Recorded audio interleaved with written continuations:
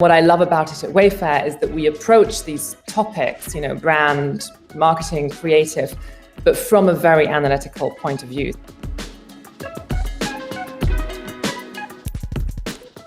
I studied mathematics and then did a PhD in bioinformatics, and I was definitely in the geek zone, like Star Trek, Isaac Asimov, Dungeons and Dragons that is still very me. It's in my deep heart. I guess at the end of the day, Wayfair is still a place for quite geeky people. It's a home for everyone, but I think we have a certain geek factor to us. It's a tech company, and if you look at my CV, I mean, maths, bioinformatics, and then even afterwards in consultancy, I did a lot of. I worked for the healthcare sector a lot, and did a lot of strategy work there, which was also always very analytical. And then coming to Wayfair, I think again, like analytical work and having an analytical mindset is fundamental to everything we do. Now, one of the reasons why I love this job offer so much at Wayfair is that it's not just analytical, especially in my department. It mixes in with that creative sector, so with the whole brand and creative world, which I love and which was something which I always wanted to get involved in.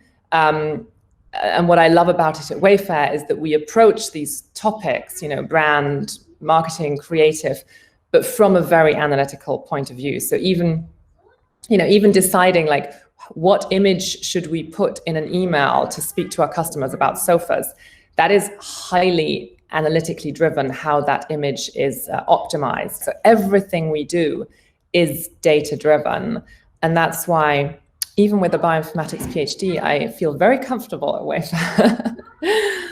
Moving to Wayfair, I just suddenly realized that I had a gigantic learning curve ahead of me because, I'd suddenly been given a team of 50 people. And like I said, I'd only led 4 or 5 beforehand. And I had the illusion of being a fabulous people leader.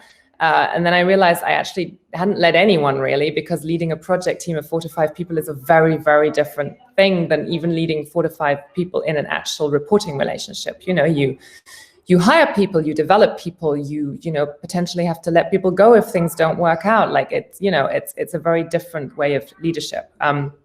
So that for me was very new coming from consultancy. I also suddenly started having to make, or being allowed to make, decisions.